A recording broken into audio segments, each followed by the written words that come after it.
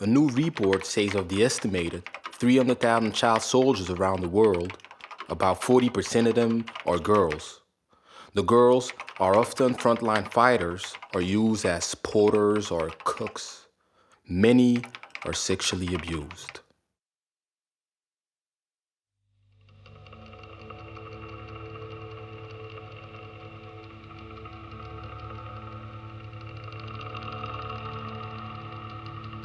I live in Bukavu, Democratic Republic of the Congo, but I think this guide applies to any girl anywhere in the world. People ask me all the time how I survived.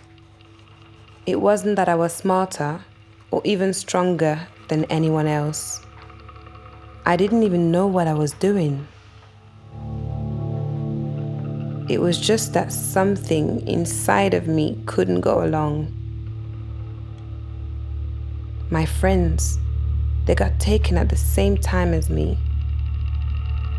I don't think we'll ever get them back.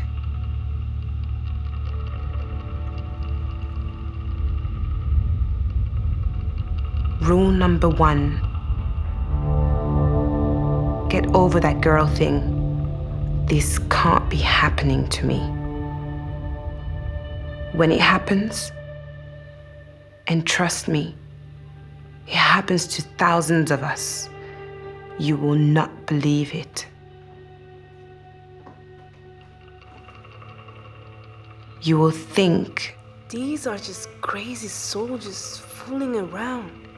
They must be bored or something. They couldn't be hurting me, grabbing my arms and legs all rough like this, throwing me into their truck. your brain will start telling you things.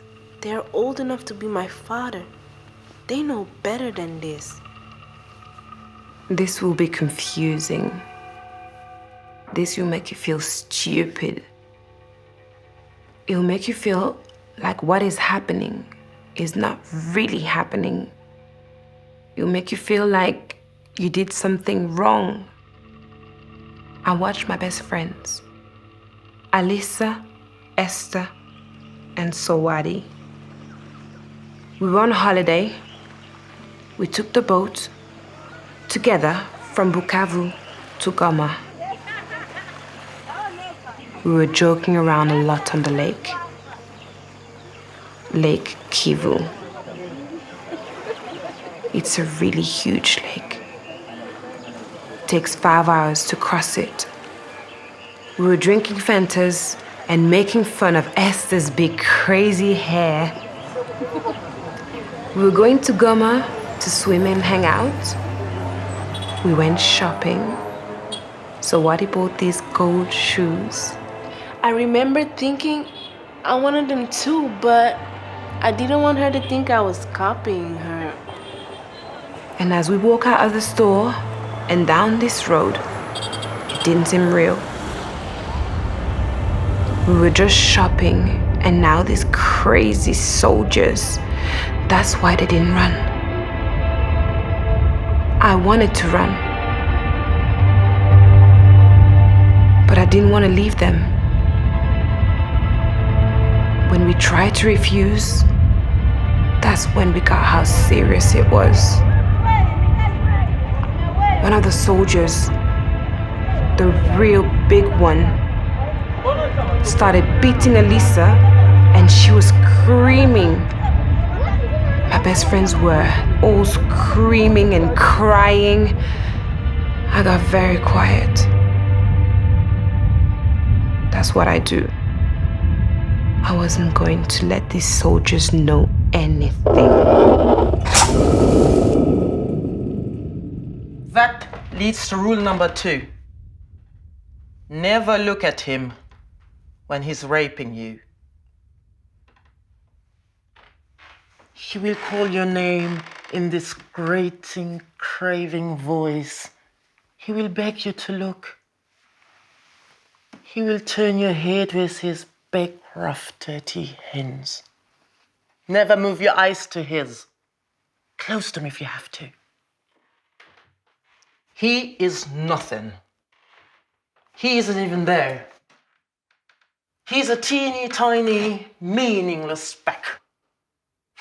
He doesn't even exist.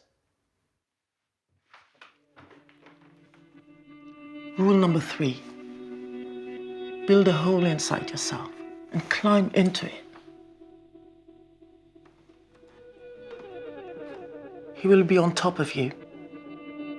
He will be old enough to be your father. He will smell the woods, alcohol, and marijuana. He will put his hand over your mouth. You are a virgin. You are only 15. He will remind you that no one is coming. Imagine you're dancing. Think of your favorite song. Remember your mother braiding your hair? Feel her kindly, roughly braiding hands. Hear her calling your name. Martha. Martha.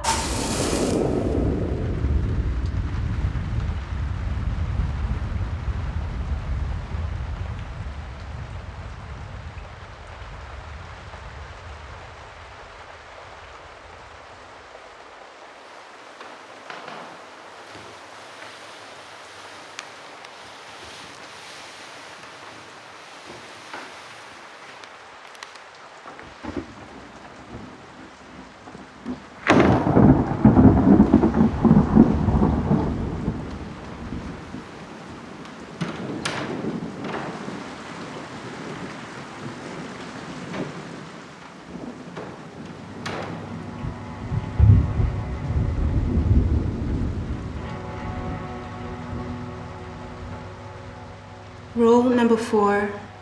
Never ever open any door to him. Reject the food he brings you. Refuse to eat his stupid fish. Spit on it. Tell him your family would never eat fish out of the water.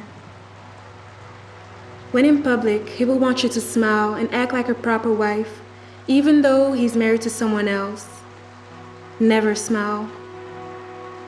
Roll on the ground in the ugly, expensive tailor-made he brings you. Never laugh at his jokes. He will be shoving himself into you. He will do this 2 or 3 times a day. It will not be painful after the first 20 times. Your insides will no longer belong to you. He will sometimes wear cologne. Beware. That smell will make you sympathetic. Do not give way to it. You will begin to feel something for him. It's natural after 6 months. It is nothing more than habit or accident. It has nothing to do with Claude. By the way, never use his name. Only refer to him as Him. or You. move over. Move over. You. Leave me alone. Leave me alone.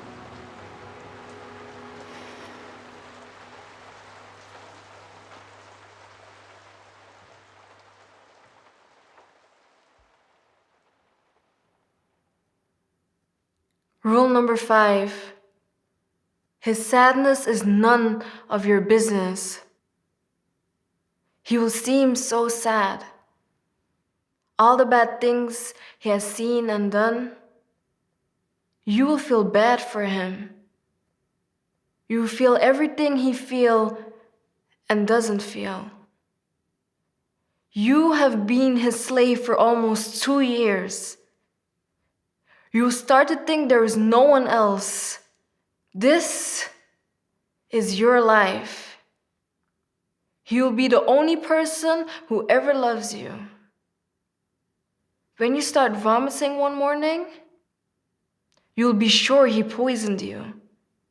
Then it will pass, and then it will happen again, and slowly you realize that you are pregnant with his baby.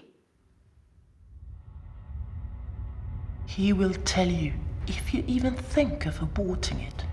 He will kill you.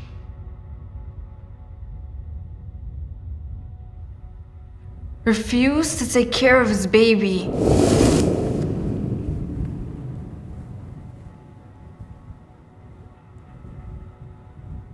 Rule number 6. It doesn't matter if you get caught. Better to die trying to be free. When the opportunity reveals itself, flee. Count on miracles. When you run, you will take your baby because deep down you know she is yours. You will take her clothes and nothing else. You will start to run and your legs will be strong like a strong person's legs, and you will think clearer and better than you have ever thought before. And you will hear your mother calling. Martha, run! Run! Run! And you will make the bus at the exact right moment, and you will not look out the window because you know the 4 bodyguards who have watched you like a hawk for 2 years are already there, but you are in your hole and no one can see you. And you will hide with your baby inside a wall in your cousin's house, the place you would have stayed on your holiday. And Claude will come with the 4 other soldiers, and they will search and destroy everything, and your baby will not cry. And you will be invisible, and the next day you will make it to the boat, and as it's pulling from the shore, you will not be breathing. You will see him and the other men on the dock asking and looking for you, and someone will point to the boat and you will know he has found you, even though you're deep inside the hole. And the captain of the boat will suddenly be standing next to you, and he will ask you one single question. How old are you? And then you will talk as if it's the first time you've talked, and you will be surprised of how loud and crazy your voice sounds, and you will say things like, I'm 17. He took me when I was 15. He raped me every day, 3 times a day. He gave me diseases and made me pregnant. He stole our country's minerals and my life. If you turn this boat back, I will throw myself into the lake. I will drown myself. I'll be okay, Dad, as long as I never have to see him again. And I will take his baby with me. and the captain will put one hand on your shoulder, and you will see a light in his eyes that you will identify as pity, and he will not turn back.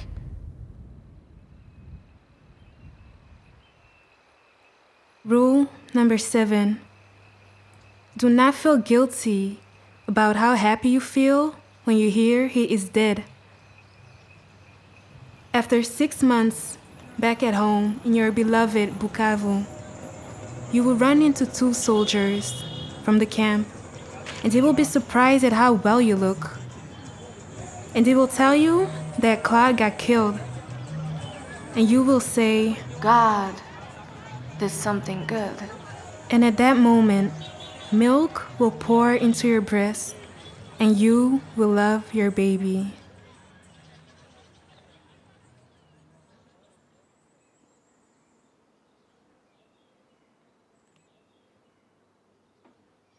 I went on a vacation for 2 days. I didn't come back for 2 years.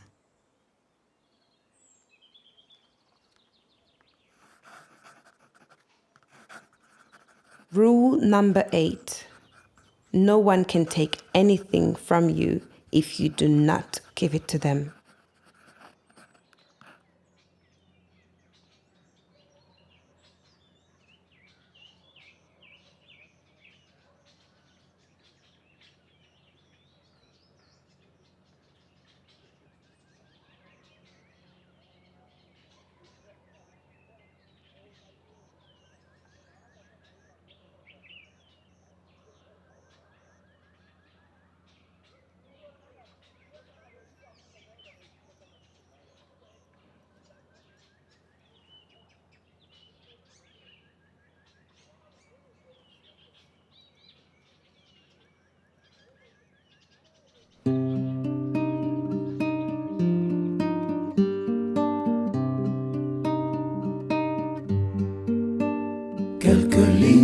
un film. Pour les crimes infâmes, tout un peuple infirme et les larmes d'une femme.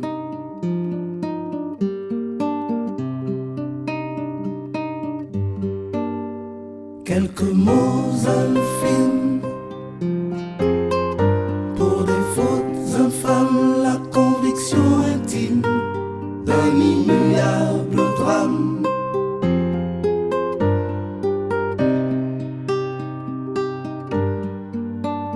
Dis-moi toi qui sais, pourras-tu un jour me pardonner? Toi qui t'étais, moi qui n'ai pas assez crié. Dis-toi qui as vu, pourras-tu un jour aimer? Toi qui as survécu, je n'ai pas su te protéger.